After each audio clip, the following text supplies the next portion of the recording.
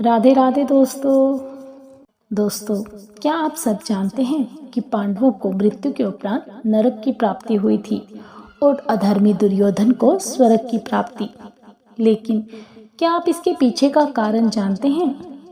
नहीं, तो आइए आज हम आपको बताएंगे कि पांडवों को मृत्यु उपरांत नरक क्यों प्राप्त हुआ था और अधर्मी दुर्योधन को स्वर्ग क्यों प्राप्त हुआ था।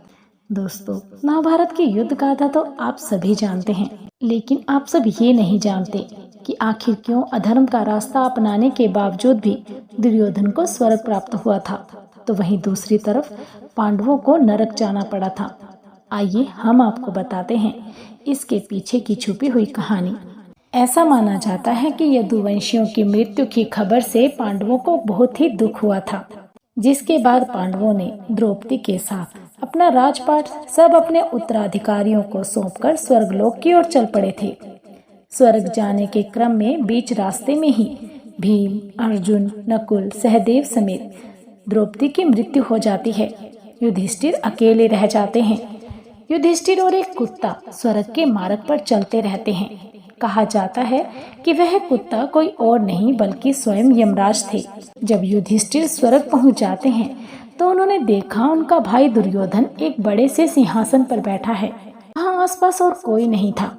ये देखकर युधिष्ठिर ने देवताओं से कहा, मुझे भी वहीं भेज दीजिए जहाँ मेरे भाई और द्रौपदी मौजूद है। देवताओं ने युधिष्ठिर की बात मानते हुए उन्हें देवदूत के साथ नरक के मार्ग पर भेज दिया। रास्ते में बहुत अंधेरा था। वह रास्ता बहुत ही ज्यादा बदबूदार था और आसपास बहुत से शव पड़े हुए थे। वहाँ लोहे की चोंच वाले कौवे और गिद्ध भी मौजूद थे। ये सब देख युधिष्ठिर बोले, मुझे वापस ले चलो।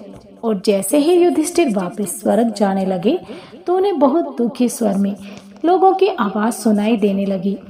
उन लोगों की पहचान पूछने पर उन्होंने बताया कि वह उनके भाई भीम, अर्जुन, नकुल, सहदेव और पत्नी द्रौपदी हैं। उनकी बातें सुनकर युधिष्ठिर ने वहीं ठहरने का फैसला किया। देवदूतों ने युधिष्ठिर के नरक में रहने की बात इंद्रदेव को जाकर बताई। कुछ ही देर बाद इंद्रदेव और अन्य देवतागण नरक लोक में पहुंच गए। देवताओं के वहां पहुंचते ही चारों ओर उजाला हो गया और वहां मौजूद बदबू खुशबू में बदल गई। देवताओं ने युधिष्ठिर को बताया कि तुमने छल करके द्रोणाचार्य को उनके बेटे अश्वत्थामा की मृत्यु की झूठी खबर दी, जिससे उनका युद्ध से मन हट गया और उनको मृत्यु प्राप्त हुई।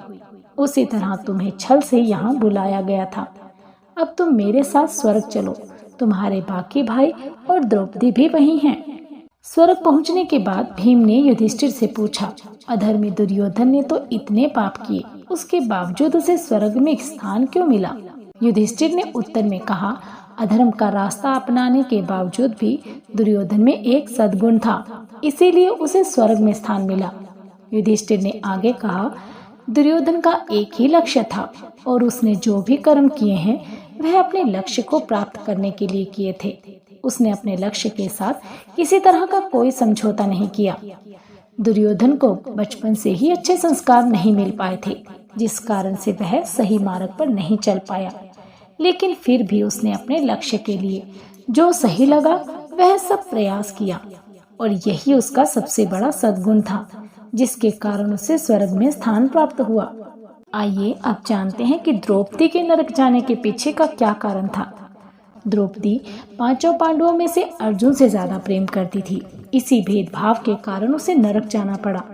वहीं सहदेव को नरक में इसलिए जाना पड़ा क्योंकि उसे इस बात का घमंड था कि वह सबसे ज्यादा बुद्धिमान है। इसी घमंड के कारण उसे नरक में जाना पड़ा था। इसके अलावा नकुल को नरक में इसलिए जाना पड़ा था क्योंकि नकुल को घमंड था कि वह सबसे अधिक सुंदर है। अर्जुन को भी घमंड था कि वह महाभारत युद्ध में एक ही दिन में सभी दुश्मनों को खत्म कर देगा, परंतु ऐसा कुछ नहीं हुआ। इसी घमंड के कारण अर्जुन को नरक में जाना पड़ा था। वहीं गदाधारी भीम को अपने बल पर घमंड था, इसी कारण उसे नरक में जाना पड़ा था। इस तरह सभी पांडवों को अपने कर्म के अनुसार नरक में जाना पड़ा था। बोलिए श्री कृष्ण भगवान की जय। तो दोस्तों, कैसी लगी आप सभी को हमारे द्वारा दी गई है जानकारी, हमें कमेंट बॉक्स में कमेंट कर ज़रूर बताइएगा। यदि आपको हमारी ये वीडियो थोड़ी सी भी पसंद आई है तो प्लीज़ इसे ज़्यादा से ज़्यादा शेयर ज़रूर करें। आप सभी से हाथ जोड़कर प्रार्थना है, हमारे चैनल को सब्सक्राइब करें, उसके बाद वीडियो को लाइक करें, बेल आइकन ज़रूर दबाएं ताकि आपको हमारी हर वीडियो की अपडेट सबसे पहले प्राप्त हो। आप सभी का हमें अपना ढेर सारा प्यार देने के लिए बहुत बहुत धन्यवाद। राधे राधे।